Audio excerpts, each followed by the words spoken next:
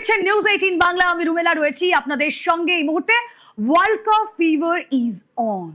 আর দেখুন 4 বছর পর পর এই দিনটার জন্য আমরা অপেক্ষা করি অধীর আগ্রহে, এবং আজ আমাদের টিম, আমাকে দেখেই বোঝা যাচ্ছে আর্জেন্টিনা, তারা ফাইনাল খেলছে এবং বিপক্ষে স্পেন। অবশ্যই একটা হাড্ডাহাড্ডি লড়াই হতে চলেছে, থ্রু আউট একটা স্নায়ুর লড়াই থাকবে, তার বলার অপেক্ষা রাখে না। কিন্তু এই দ্বৈরথ দেখার জন্য আপামর ফুটবল প্রেমী মুখিয়ে, সেখানে কোনো বিভাজন নেই, কোনো আর্জেন্টিনা স্পেন বিভাজন নেই। যারা ফুটবল ভালোবাসে তারা প্রত্যেকেই আজ মধ্যরাত তার দিকে তাকিয়ে রয়েছে। অবশ্যই রাত জাগা এক রবি, এই রাত জাগা রবির দুপুরটা আসুন আমরা একটু সেলিব্রেট করি, ধীরে ধীরে ধীরে ধীরে উত্তাপটা বাড়াই।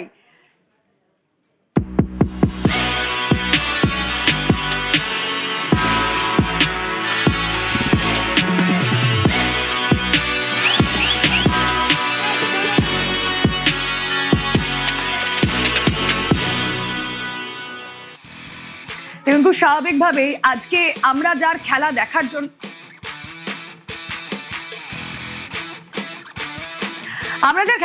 জন্য অপেক্ষা করে রয়েছি, মেসি ম্যাজিক দেখার জন্য অপেক্ষা করছি। আমার সঙ্গে রয়েছেন সহকর্মী ইরণ রয় বর্মন। ইরণ অপেক্ষা করছে মেসির খেলা দেখার জন্য। ওরা আজকে তো মেসির নামেই এলো। অবশ্যই মেসি মানেই ম্যানিয়া, মেসি মানেই ম্যাজিক। রবিতে মেসি কি তুঙ্গে, হৃদয়ে বলছে মেসি আবার বিশ্বকাপ জিতুক, তাহলে হয়তো একটা বৃত্ত সম্পূর্ণ হবে। কারণ জিতবে কার বিরুদ্ধে? সেটা স্পেন, যেখানে মেসির ফুটবলের জন্ম, মানে ফুটবলার মেসির জন্ম। বাট এটা তো হৃদয়, আবেগ এগুলো বলছে। ট্যাকটিক্স কি বলছে? কি হবে লড়াই, রুমেলা জানতে হবে তো। এই হচ্ছে ছক, যে ছকে খেলবে একদিকে আর্জেন্টিনা, অন্যদিকে স্পেন। আমরা একটু আর্জেন্টিনা দিয়ে শুরু করি। আর্জেন্টিনা প্রথমেই 4-4-2 এই কম্বিনেশনে তারা দাঁড়াচ্ছে। 4-4-2 কম্বিনেশনে দাঁড়াচ্ছে, এবং সেক্ষেত্রে আমি যদি কম্বিনেশন লিখে দিই 4-4-2 এই কম্বিনেশনে দাঁড়ায়, এইভাবে শুরুটা করে। বাট পরবর্তী সময় বেসিক্যালি মেসি নির্ভরতাই তো সব, তবে শুধু মেসি নির্ভরতা নয়। এই বছর আলভারেজ আছে, ম্যাক আলিস্টার আছে, যে মাঝমাঠটা দখল নেওয়ার চেষ্টা করছে। মেসি যখন অ্যাটাকিং জোনে যাচ্ছে তখন এই ম্যাক আলিস্টার সে মিডফিল্ডটা গিয়ে সামলাচ্ছে, এই জোনটা সে সামলাচ্ছে। আলভারেজ আছে এবং এনজো ফার্নান্ডেজ, এই ছেলেটি আগের ম্যাচে দুরন্ত গোল করেছিল। এই ছেলেটি যে কোনো পজিশন চেঞ্জ করতে পারে। আর্জেন্টিনার এই টিমের সবচেয়ে প্লাস পয়েন্ট, সবাই মেসির কথা বলছি আমরা, তবে মেসি ছাড়াও কিন্তু এই যে গোটা টিমটা, বিশেষ করে এই জোনটা, ডিফেন্সের 4 জন ছাড়া এই জোনটা, তারা প্রত্যেকে মেসিকে সাপোর্ট করছে। এবং সিমিওনে সে ওভারল্যাপে যাওয়ার চেষ্টা করছে, এনজো ক্রস করে ডান দিক বাদিক করছে। আলভারেজকে নিয়ে কতটা এক্সপেকটেশন? আলভারেজ হচ্ছে যদি শুরু করে, কারণ যেটা দেখা যাচ্ছে যে মার্টিনেজ সে চেঞ্জে আসছে। আলভারেজ শুরু করলে যেটা হবে, মেসিকে সাপোর্ট দেওয়া ওর কাজ। দুটো জিনিস, মেসি চক্রব্যূহ ভাঙতে জানে। মেসিকে ডেফিনেটলি স্পেন প্র্যাকটিস করবে, কারণ স্পেন খেলার জন্ম হয়েছে মেসি স্পেনে।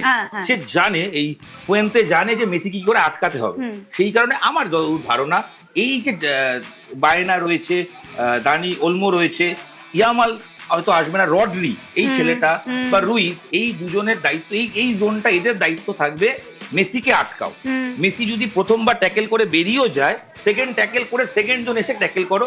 এবং ট্যাকটিস একটাই, আর্জেন্টিনাকে রুখতে গেলে বল পজিশন নিজের হাতে, নিজেদের পায়ে বেশি রাখতে হবে, সেটা স্পেনকে করতে হবে। এবং স্পেনের খেলার ধরন হচ্ছে টিকি টাকা, এবং তারা যে ফুটবল দর্শনে খেলছে, দিনের শেষে রুমেলা জিতবে কোনো একটা দর্শন। কারণ টিকি টাকার এটা আপগ্রেড ভার্সন, তারা খেলা অনুযায়ী, ম্যাচ অনুযায়ী নিজেদের চেঞ্জ করছে। এবং তারা যেটা করছে, আমি যদি স্পেনের পার্টে তুমি জানতে চাও, আমি একটু দর্শকদের জানিয়ে দিই খুব সহজ করে। যখন খেলা দেখতে বসবেন, স্পেনের সবাই তো ইয়ামালের কথা বলছে, আমরা আসবো, কিন্তু বিশেষ করে এই পেদ্রো পেরো আর এই কুকুরেয়া, এই দুজনকে দেখুন। বারবার বলছি, এই দুজনের উপর নজর রাখুন, কারণ এই দুজন আসল গেম মেকার। এই দুজনের কোনো পজিশন দাঁড়িয়ে থাকে ডিফেন্সের মানে হচ্ছে left wing, left back and right back, but এরা নিয়ে পুরো খেলাটা কন্ট্রোল করে। এরা যে দক্ষতায় ওঠে সেই দক্ষতায় নামে, এরা উঠতে নামতে, আমি একটু পরিষ্কার করে দেখি, এই কুকুরেয়া এবং পেদ্রো পেরো, এরা দুজনে ক্রমশ উপরে যায়, ক্রমশ নামতে পারে। অর্থাৎ এই দুটো উইং ওরা ব্যবহার করে।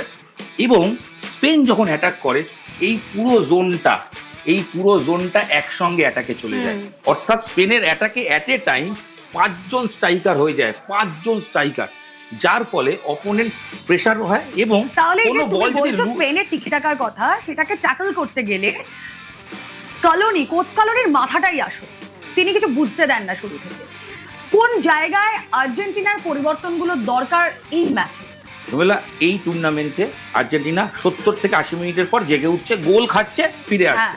এবং এটা কিন্তু খুব বিরাট পয়েন্ট যে আমি গোল খেয়ে আবার ফিরে আসতে পারছি, অর্থাৎ আমি লড়াইটা জানি যে কি করে ফিরতে হবে, যেটা প্লাস পয়েন্ট।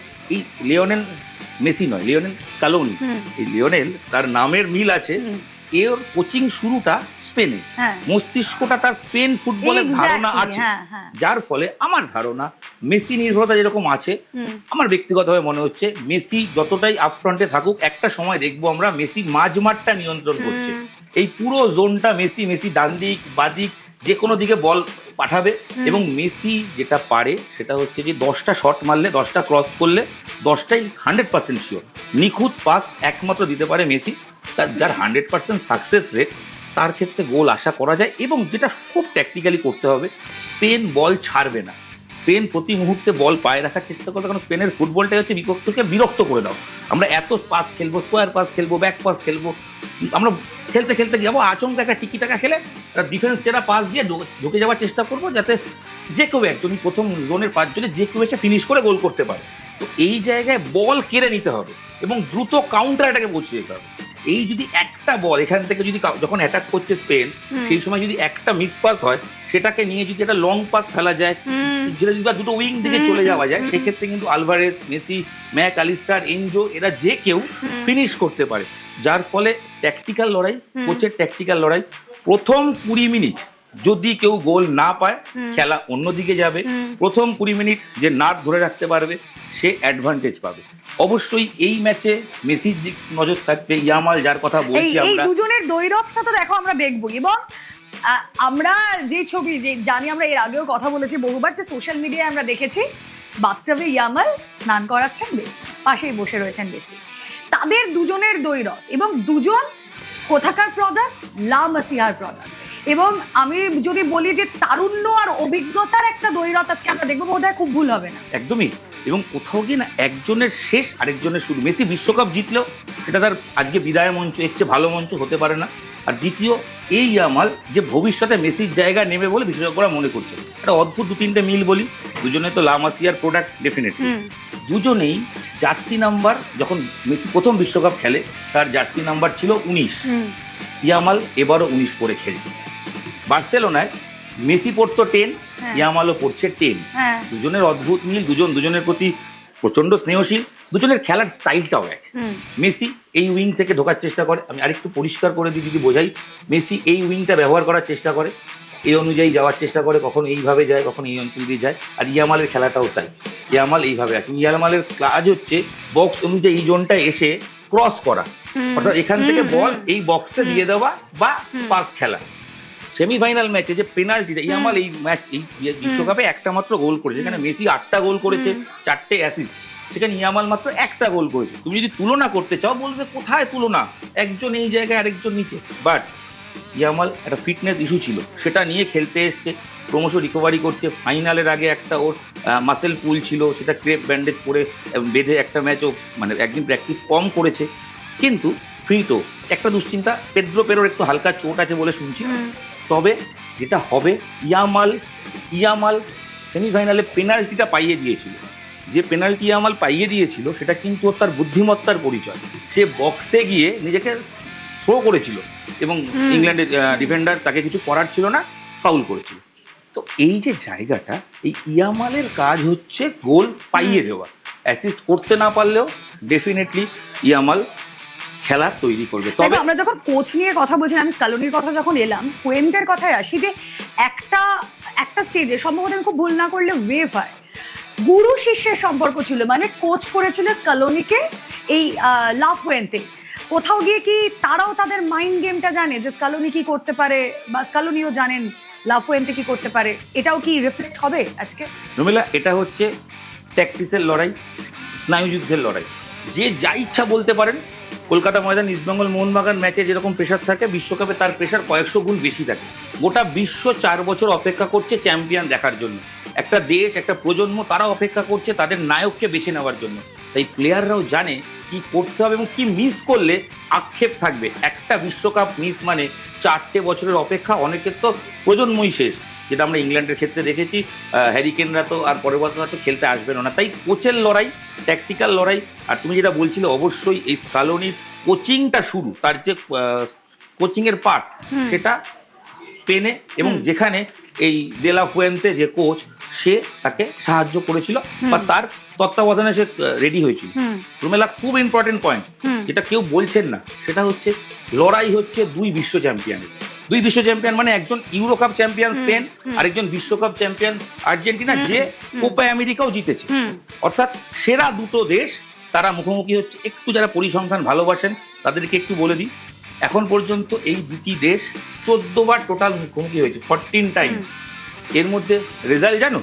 রেজাল্ট হচ্ছে 6-6, অর্থাৎ স্পেন 6, আর্জেন্টিনা 6, আর দুবার ড্র, অর্থাৎ হাড্ডাহাড্ডি লড়াই। আর বিশ্বকাপের ইতিহাসে এই দুটো দেশ মাত্র একবার মুখোমুখি হয়েছে, 1966, অর্থাৎ 60 বছর আগে। সেবার জিতেছিল আর্জেন্টিনা। তো সেই যে লড়াইটা 60 বছর পর, আবারও বলছি, এই ট্যাকটিক্যাল লড়াইয়ে আমরা এখানে আলোচনা করতে পারি, বলে অনেক কিছু বলতে পারি, তবে দিনের শেষে জিতবে ফুটবল। এবং আবারও বলছি, হৃদয়ে বলছে মারাদোনার সেই ইচ্ছে পূরণ হোক, মেসির ক্যাবিনেটে দুটো বিশ্বকাপ উঠুক, আর মস্তিষ্ক বলছে অত সহজ হবে না, কারণ টিকি টাকার লড়াই। এটা যদি হয়, নাথিং লাইক ইট। অবশ্যই হিরণ, পরবর্তীতে আবারও কথা বলবো। Thank you so much. আমরা আবারও কথা বলবো, আমার আরেক সহকর্মীর কাছেও যাব, কিন্তু তার আগে বলে দিই, আমি একবার দেখাতে বলবো সেই ছবিটা, যেই ছবিটা ভীষণ চর্চিত, এই যে মেসি আর ইয়ামালের ছবিটা, ইয়ামাল বাথটবে বসে রয়েছে, সেখানে মেসি কিন্তু মুখ খুলেছেন এই ছবিটার ঘিরে। এই যে এই ভাইরাল ছবি, আমি একবার বলবো পিসিআরকে দেখাতে, মুখ খুলেছেন লিওনেল মেসি। বিশ্বকাপের শেষ লগ্নে 18 বছর আগে স্মৃতির পথ দিয়ে হাঁটলেন আর্জেন্টাইন তারকা। মেসি জানিয়েছেন 2007-এ বার্সেলোনা স্টেডিয়ামের কাছেই একটি উদ্বাস্তু কলোনিতে সতীর্থদের সঙ্গে তিনি যান এবং সেখানেই এক শিশুর সঙ্গে সময় কাটান, তাকে কোলে নেন, স্নানও করান। সেই একরত্তি 26-এর বিশ্বকাপ তারকা ইয়ামাল। 19 বছরের স্প্যানিশ তারকার খেলার প্রশংসা এলেন। তবে হ্যাঁ, বিশ্বকাপ কোনোভাবেই ইয়ামালকে দিতে রাজি নন মেসি। অবশ্যই মেসি ইয়ামাল দ্বৈরথ আমরা দেখব, কারণ নানা রকম স্পেকুলেশন, যে কথাগুলো আমরা কিছুক্ষণ আগে বলছিলাম। দেখুন, আলটিমেটলি স্নায়ুর লড়াই, কে জিতবে না জিতবে। আর হ্যাঁ, আমরাও ফুটছি, আমরাও এই ফুটবল ফিভারে ফুটছি, এবং আমার আরেক সহকর্মী প্রান্তিক রয়েছেন সঙ্গে। আমরা দেখছি মনিটরে এই সম্ভাব্য একাদশটা নিয়ে বসে রয়েছে। আচ্ছা প্রান্তিক, সবটাই বুঝলাম, আজকে আমরা রাত জাগবো সকলে, এরা আলাদাই রবিবার, কিন্তু ধরো এই যে আমরা এত কিছু বলছি, এত স্পেকুলেশন, এত বিশ্লেষণ আমরা সব করছি, একটা সমস্যার কথাও শোনা যাচ্ছিল যে ভয়াবহ দাবানল, সেখানে নাকি একটা দূষণের মধ্যে এই প্লেয়ারদের খেলতেও কিছু সমস্যা হতে পারে। দেখো, ফুটবলের দাবানল তো জ্বলছে, এই ফুটবলের দাবানলে হঠাৎ একটা কানাডার দাবানল আমেরিকার আকাশ একটু দূষিত করে দিয়েছে। শুক্রবার লাস্ট যেই রিপোর্ট বা ওখানকার আবহাওয়া দপ্তরে যে সমস্ত রিপোর্ট পাওয়া গেছে, তাতে আজকে মডারেট থাকার কথা, অর্থাৎ যেই হাওয়া আছে ওখানকার, সেটা মডারেট থাকার কথা। প্লেয়াররা যারা ফাইনালের আগে প্র্যাকটিস করেছেন তারাও কিন্তু বলেছেন যে থাকবে, যে তারা ফিল করেছেন পোড়া গন্ধ, তারা ফিল করেছেন, বাতাসের ভারী ভাব তারা ফিল করেছেন। ফিফার কাছে ছোট্ট একটা চ্যালেঞ্জ অবশ্যই, কারণ এই বিশ্বকাপটা অনেক দিক থেকে ফিফার কাছে চ্যালেঞ্জ ছিল, তো সেই রকম একটা চ্যালেঞ্জ শেষ বেলাতেও আছে। তবে আশা করা যাচ্ছে এমন কোনো বিষয় হবে না, কারণ ফিফা জানিয়ে দিয়েছে ম্যাচ পেছোচ্ছেও না, ম্যাচের সময়ও পেছোচ্ছে না, ম্যাচের দিনও পেছোচ্ছে না, কিছুই হচ্ছে না। একটা ছোট চ্যালেঞ্জ নিশ্চয়ই হয়তো থাকবে, কিন্তু সেটা খুব বড় করে, খুব যে বিশ্বকাপের ফাইনালকে বিরাটভাবে হ্যাম্পার করে দেবে এমনটা এখনো পর্যন্ত কোনো সংকেত অন্তত পাওয়া যায়নি, সে দেশ থেকে অন্তত এমন কোনো সংকেত আসেনি। বাহ, খুবই ভালো। আচ্ছা প্রান্তিক, এই যে তুমি যাদেরকে আমরা দেখতে পাচ্ছি, যারা খেলবেন, যাদের দিকে আমরা আজকে তাকিয়ে থাকবো, দেখো আমি শুরুতেই ইয়ামালের কথা বললাম, আমি মেসির কথা বললাম, কিন্তু বাকি আর কারোর দিকে আমাদের অতিরিক্ত নজর থাকবে বা আমাদের নজর কেড়ে নেবে? আমি সেটাই দেখছিলাম, মানে আমরা মেসি ইয়ামাল নিয়ে কথা বলছিলাম, ইরন এক্ষুনি স্ট্র্যাটেজিটা বোঝাচ্ছিল দুই কোচ কিভাবে সাজাতে পারেন, কি করতে পারেন। আমি কোথাও দেখছিলাম, কারণ বিশ্বকাপের ইতিহাস বা বিশ্বকাপের ফাইনালের ইতিহাস বারবার যেটা বলে যে কখনো হয়তো যাদের মধ্যে, বা ফুটবলের ইতিহাসও বলে, হয়তো যাদেরকে ধরা হচ্ছে, যাদেরকে বাজি ধরা হচ্ছে, তাদের মধ্যে থেকে কেউ নন, বাজিটা অন্য কেউ মাত করে দিয়ে চলে যান। তা আমি এখান থেকেই সেটা দেখছিলাম যে অন্য কেউ বাজিমাত কি আদৌ করার জায়গায় আছেন। সেখানে কোথাও আমার এই মেসি বা ইয়ামাল, এই দুজনে বাদে আরও যেই প্লেয়ারগুলো থাকছেন তাদের মধ্যে কয়েকজনকে আমার মনে হচ্ছে, যেমন এই বায়েনা, ওলমো, এদিকে আলভারেজ এবং বিশেষ করে আর্জেন্টিনার ক্ষেত্রে আমার যাকে মনে হচ্ছে ম্যাকঅ্যালিস্টার, কারণ মেসি যখন সাইডে আসছেন তখন ম্যাকঅ্যালিস্টার যে মাঝখানটায় ঢুকছেন এবং ম্যাকঅ্যালিস্টারের আমি বলবো একটু কপাল মন্দ এবারের বিশ্বকাপে, একাধিক বল পোস্টে লেগেছে। তো আর্জেন্টিনার দিক থেকে আমার কোথাও মনে হচ্ছে যে বাজি মাতের একটা সম্ভাবনা হয়তো ম্যাকঅ্যালিস্টারের দিকেও থাকতে পারে। আর আরেকজনের পারফরমেন্স এবার হয়তো অতটা ভালো হয়নি, ফাইনালে কিন্তু চান্স আছে, তার নাম ড্যানি ওলমো। স্পেনের দিক থেকে যদি মানে বাজি মাত কেউ করতে পারেন, তো আমার যেটা মনে হয় স্পেনের দিক থেকে বাজি মাতের সম্ভাবনা হয়তো মানে ইয়ামাল ছাড়া ওলমো, ড্যানি ওলমো, এবং আর্জেন্টিনার দিক থেকে যদি দেখি তাহলে সেটা হয়তো ম্যাকঅ্যালিস্টার। আচ্ছা দেখো, আমরা অনেকেই যারা এই ফুটবল প্রেমীরা রয়েছে, বা বিশেষত আমি তো ভীষণভাবে কি বলবো সুপারস্টিশিয়াস কিছু কিছু জায়গায় আর কি, যেরকম অনেক অনেক ফুটবল প্রেমীরই থাকে যে যে জায়গায় বসে খেলা দেখছে সেটা ছাড়ে না, জার্সি পরে খেলা দেখতেই হবে। দেখো এক্ষেত্রে ওই লাকি আনলাকির বিষয়টা চলে আসে কিছু কিছু জায়গায়, যেমন রেফারির ক্ষেত্রে ভিনচিচ তার যে আর কি ইমেজটা, সেটা আর্জেন্টাইনের কাছে প্লেয়ারদের কাছে খুব একটা সুখকর নয়। তাহলে কি আমরা বলতে পারি যে খুব একটা ফাইনাল ম্যাচ একটা আনলাকি রেফারি পাচ্ছে আর কি? দেখো, যদি একদম ফ্যানেদের মতো করে কথাটা বলি বা ফ্যানেরা যেরকম বলেন সেইভাবে যদি কথাটা বলি, তাহলে বলতে হয় যে গোটা বিশ্বকাপে যদি রেফারি আর্জেন্টিনাকে টেনে থাকে তাহলে হয়তো ফাইনালে আর্জেন্টিনার কপাল মন্দ রেফারি, কারণ লাকি নন, যদি আমি একদম ফ্যান হিসেবে দেখি। তবে একদম যদি ফুটবলের কথায় বলি তাহলে হয়তো লাকি আনলাকি দেখো এটাও হতে পারে, ওই ফ্যানেদের দিক থেকে বা সুপারস্টিশনের দিক থেকে হতে পারে।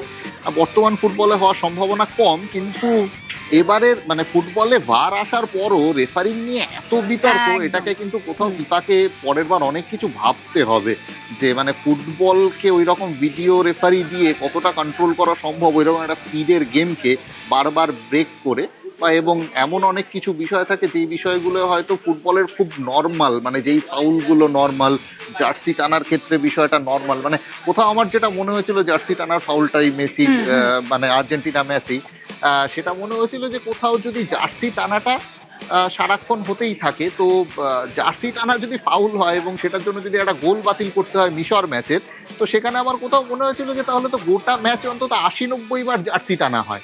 তা সেই ৮০-৯০ বারই কি বারবার ভার এসে ইন্টারাপ্ট করে খেলার এটা বদলে দেন? সেটা তো হয় না।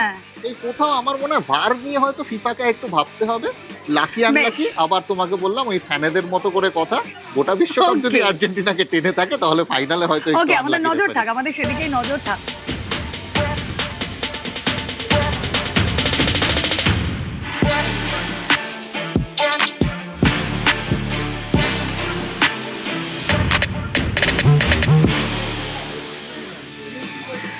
একটা দারুণ ব্যাপার আছে এই আজকের ম্যাচে, দুটো টিম আর্জেন্টিনা এবং স্পেন, তারা যে ভাষায় কথা বলবেন, যদি কোনো শ্বেতাঙ্গ রেফারি থাকেন, যদি কোনো অন্য দেশের কোনো রেফারি থাকেন, আরো ভালো বলতে পারবেন, আমার সহকর্মী প্রদীপ রয়েছেন সঙ্গে, তিনি সেটা বুঝতে পারবেন না, তাই তো?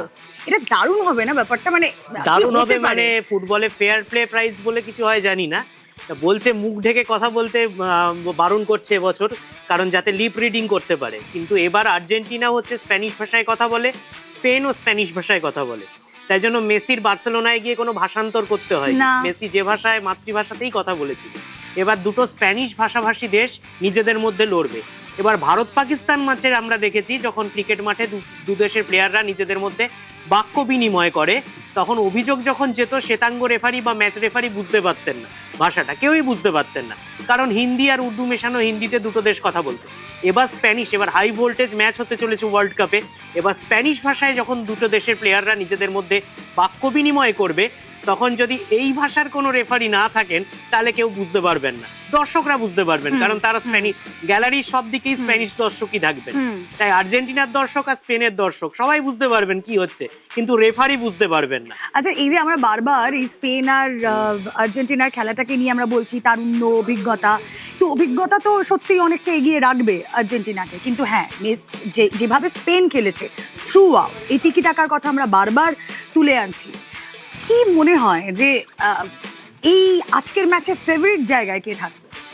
ফেভারিট জায়গা বলে কিছু হয় না, কারণ মেসির উপস্থিতি অবশ্যই ৩৯ বছর বয়সের লোকটা যেভাবে দৌড়চ্ছেন ফুটবলের খুঁটিনাটি না জেনেও বলতে পারি আর্জেন্টিনা কি মেসি নির্ভর? অবশ্যই মেসি থাকলে সে যে কোনো দেশ মেসি নির্ভর হবে, যে দেশে মেসি থাকবে সে দেশ অবশ্যই মেসি নির্ভর হবে। সুতরাং এটা নিয়ে প্রশ্ন করার কোনো জায়গাই নেই। একটাই ইতিহাস যেটা এখন অবধি কেউ বলেনি, সেটা হচ্ছে মেসির কাছে মেসির দেশের ইতিহাস আরেক কিংবদন্তির ইতিহাস মেসির পক্ষে খারাপ হতে পারে। তার কারণ হচ্ছে মারাদোনা 86-এর ওয়ার্ল্ড কাপ জেতার পর 90-র ওয়ার্ল্ড কাপের ফাইনাল পার করতে পারেননি। মেসির ক্ষেত্রে সেটা হবে কিনা, পরপর দুবার একই ইতিহাসের সামনে, কারণ এবার মেসি মারাদোনার সেই ইতিহাস সেই সাপমোচন করতে পারে কিনা সেটা এবার দেখতে হবে। এই আলোচনাটা এখনো হয়নি, আমি দেখলাম। আমরা এই আলোচনা চাইছি ওরা করতে, আমরা ওই ফিঙ্গার্স ক্রসড আমরা পজিটিভ ওয়েতেই নিয়ে যাই। অবশ্যই আমাদের প্রত্যেকের কাছে, ফুটবল প্রেমীদের কাছে আজকের এই রাতটা একটা অসম্ভব আবেগের রাত, সেটা আর বলার অপেক্ষা রাখে না। সহকর্মী অতনু সাপুই আরো একটা বিষয়ে জোর দিয়েছে যা আপনাদের জানা দরকার, দেখুন। La Malvina so Argentina, মানে মালভিনা আর্জেন্টিনারি। এই একটা স্লোগান বা এই একটা ব্যানার রীতিমতো ঝড় তুলেছে বিশ্বকাপে। আর্জেন্টিনা কি নিয়ে কথা বলছিল? আর্জেন্টিনা আসলে এমন একটা দেশ, যদি আমরা ইতিহাস দেখতে চাই তাহলে দেখতে হবে যে ইতিহাস অদ্ভুত কিছু কথা বলে। কি বলে না, বলে যে আর্জেন্টিনা মালভিনার জন্য লড়াই করেছে। লা মালভিনা সো আর্জেন্টিনা, মানে মালভিনা আর্জেন্টিনারি। আচ্ছা, মালভিনাটা কি? মালভিনা হচ্ছে ফকল্যান্ড। যে ফকল্যান্ড আর্জেন্টিনা বারবার মনে করে যে তাদের। আসলে ফকল্যান্ড কোথায়? এই আপনার আর্জেন্টিনা, আর এখানে এই যে ছোট জায়গাটা দেখছেন আর্জেন্টিনা একদম নিচের দিকে, এই হলো ফকল্যান্ড আইল্যান্ডস বা ইসলাস মালভিনা। আচ্ছা, এই যুদ্ধ কেন করেছে তার পিছনেও একটা ব্যাখ্যা রয়েছে। জুন্তা সরকার সেই সময় স্বৈরাচারী সরকার বলা হতো আর্জেন্টিনার 1982 সালে।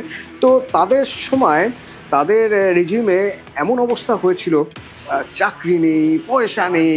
তো সেই সব থেকে নজর ঘোরানোর জন্য নাকি তারা যুদ্ধ করেছিল। আর্জেন্টিনার মানুষ নাকি যুদ্ধ চায়নি, কিন্তু পরে সময় বলে দিয়েছে আর্জেন্টিনার মানুষ যুদ্ধ না চাক, ফকল্যান্ড চেয়েছিল। বলা হয় 3টে এম ভালোবাসে আর্জেন্টিনা: মালভিনা, ম্যারাডোনা আর মেসি। এই 3জনই তাদের কাছে সবচেয়ে বড় প্রাপ্তির জায়গা। কিন্তু ফিফা মনে করছে যে ম্যারাডোনা, মেসি তো ঠিক আছে, কিন্তু এই ফকল্যান্ড আইল্যান্ড প্রসঙ্গ কেন আসবে? জানি এক রক্তক্ষয়ী যুদ্ধ হয়েছে 74 দিন ধরে, যে যুদ্ধে একদল হেরেছে একদল জিতেছে। এখন আর্জেন্টিনা কি মনে করছে যে তারা যতবার ইংল্যান্ডের বিরুদ্ধে ফুটবল মাঠে জিতবে তারা ফকল্যান্ডের বদলা নেবে? তাহলে তো একটা মানে ফুটবলের বাইরে গিয়ে, ক্রীড়া জগতের বাইরে গিয়ে একটা অন্যরকম সমীকরণ তৈরি হয়ে যাচ্ছে। ফুটবল কিন্তু শুধু ফুটবলের মধ্যে সীমাবদ্ধ থাকে না। ফুটবলের রাজনীতি থাকবে, ফুটবলে কূটনীতি থাকবে, যেগুলোকে কোনো মতে আলাদা করতে পারবেন না আপনি। আটলান্টায় যে খেলা হয়েছিল, সেই আটলান্টা থেকে আমি যদি হিসেব করে দেখি তো অন্তত 19 থেকে 20 ঘন্টা বিমান যাত্রা করে আপনাকে এসে পৌঁছতে হবে ভারতে, কলকাতায়। এই কলকাতায় যে আপনি আসবেন, কেন আসবেন? তার কারণ সেদিন যেমন ম্যাচ জেতার পরে সবাই ফকল্যান্ডের কথা বলছিল, আর্জেন্টিনার সমর্থকরা বলছিলেন যে আমরা জিতেছি, আমরা জিতেছি। রাজনীতি সরাসরি ফুটবল মাঠে চলে এসেছিল, বিশ্ব ফুটবলের দরবারে চলে এসেছিল। পৃথিবীর অনেক মানুষ যারা ফুটবল ভালোবাসেন, যারা ফকল্যান্ডে কি হয়েছিল জানেন না, ফকল্যান্ডের যুদ্ধের কথা তারা গুগলে সার্চ করতে শুরু করেছিলেন যে ফকল্যান্ডের কথা কেন বলা হচ্ছে। ঠিক সেরকমভাবে যখন 2024 সালে যুবভারতী ক্রীড়াঙ্গনে ডার্বি, মানে ডুরান্ড কাপের ফাইনাল ডার্বি, মোহনবাগান ইস্ট বেঙ্গলের ম্যাচ বাতিল হয়ে গেল। কেন না? যথাযথ পুলিশি নিরাপত্তা দেওয়া যাবে না বলে। মনে রাখবেন, তার ঠিক আগে আর্জি করে ওই নির্যাতিতার বিচার চেয়ে রাস্তায় নেমেছেন মানুষ। মোহনবাগান অধিনায়ক রাস্তায় নেমেছেন, ইস্ট বেঙ্গলের সমর্থকরা তারা রাস্তায় নেমেছেন। দেখা গেল যে যুবভারতী ক্রীড়াঙ্গনে যেদিন ম্যাচ বাতিল, সেই দিনও প্রচুর সমর্থক তারা চলে এসেছেন। তারা চলে এসেছেন রাস্তায় যুবভারতী ক্রীড়াঙ্গনের সামনে। এই প্রথম বোধহয় দেখা গেল যে মোহনবাগান ইস্ট বেঙ্গল সমর্থকরা একে অপরের দিকে স্লোগান ছুড়ে দিচ্ছেন না, বরং একে অন্যের দেওয়া স্লোগান লুকে নিচ্ছেন। বলছেন বাঙাল ঘটি ভাই ভাই, আর্জি করের বিচার চাই। যে পথ বেছে নিয়েছিল সেদিন যুবভারতী, যে পথ সেদিন বেছে নিয়েছিলেন মোহনবাগান ইস্ট বেঙ্গল সমর্থকরা, ঠিক একই রকমভাবে দেখা গেল আর্জেন্টিনার সাপোর্টাররা তারাও সেই পথ বেছে নিলেন। তারা বললেন ফকল্যান্ডের কথা, তারা ফকল্যান্ডের ব্যানার পোস্টার ফকল্যান্ড আর্জেন্টিনার এই কথা লিখে নিয়ে ঘুরে বেড়ালেন এবং মানুষের মনে ফকল্যান্ড কথাটা চলে এলো। বিশ্বকাপ ফাইনালে এমন দুটো দেশ খেলছে যে দুটো দেশের মানুষের মাতৃভাষা একই। আর্জেন্টিনার রাষ্ট্রভাষা বা জাতীয় ভাষা স্প্যানিশ। এর একটা কারণও আছে। আর্জেন্টিনা দীর্ঘদিন ধরে স্পেনের উপনিবেশ হিসেবে ছিল। বলিভিয়া, প্যারাগুয়ে, উরুগুয়ে এবং আর্জেন্টিনা নিয়ে তারা একটা উপনিবেশ তৈরি করেন এবং এই যে উপনিবেশ তারা তৈরি করেন এই উপনিবেশটার নাম দেন তারা viceroyalty of the Rio de la Plata, Spanish উপনিবেশ, যেটা 1776 সালে তৈরি হয়েছিল। আর এই উপনিবেশের রাজধানী ছিল বুয়েন্স আয়ার্স, যে বুয়েন্স আয়ার্স এখনো পর্যন্ত আর্জেন্টিনার রাজধানী। সেদিক থেকে দেখতে গেলে স্পেন আর আর্জেন্টিনা দুই দেশেরই মাতৃভাষা স্প্যানিশ, কিন্তু লড়াইটা অন্য জায়গায়। লড়াইটা হলো স্পেন আর আর্জেন্টিনা দুই দেশের মধ্যে এই মুহূর্তে কূটনৈতিক সম্পর্ক মোটেও ভালো নয়। কূটনৈতিক সম্পর্ক এতটাই খারাপ যে এক দেশ আরেক দেশ থেকে তাদের রাষ্ট্রদূতকে তুলেও নেয় এবং দুই দেশের মধ্যে কূটনৈতিক যাবতীয় সম্পর্ক বন্ধ, বাণিজ্যিক চুক্তি সব কিছু বন্ধ। কেন? এক দেশে বামপন্থী সরকার, একদিকে ডানপন্থী সরকার, তাদের মতের মিল হচ্ছে না এবং তারা একে অপরের বিরুদ্ধে কটু কথা বলে যাচ্ছে আর দুই দেশের সম্পর্ক খারাপ হতে যাচ্ছে। দুই দেশের খারাপ কূটনৈতিক সম্পর্কের মধ্যে এই দুই দেশ ফাইনালে খেলতে নামছে। সুতরাং সেক্ষেত্রে যদি আমরা গ্যালারিতে এমন কোনো টিফো দেখি যে টিফো রাজনীতির কথা বলে, যে টিফো কূটনীতির কথা বলে, যে টিফো আর্জেন্টিনার সাপোর্টাররা হয়তো যে স্লোগানের মাধ্যমে বা যে টিফোর মাধ্যমে তারা হয়তো স্প্যানিশ সাপোর্টারদের বিঁধবেন, তা অরাজনৈতিক হয়তো হবে না। বিশ্ব ফুটবল, বিশ্ব রাজনীতি একাকার হয়ে যাচ্ছে। অন্তত যদি আমরা সেমিফাইনালের ম্যাচ দেখি তখনও দেখেছি, আবার আমরা যখন ফাইনাল দেখব হয়তো তখনও দেখব যে দুই দেশের খারাপ সম্পর্ক বা কূটনৈতিক সম্পর্ক খারাপ, সেই প্রভাব হয়তো গ্যালারিতেও পড়বে। গ্যালারির যে পোস্টার বা গ্যালারিতে যে স্লোগান উঠবে সেই স্লোগানেও হয়তো আমরা দেখতে পাবো রাজনীতির কথা।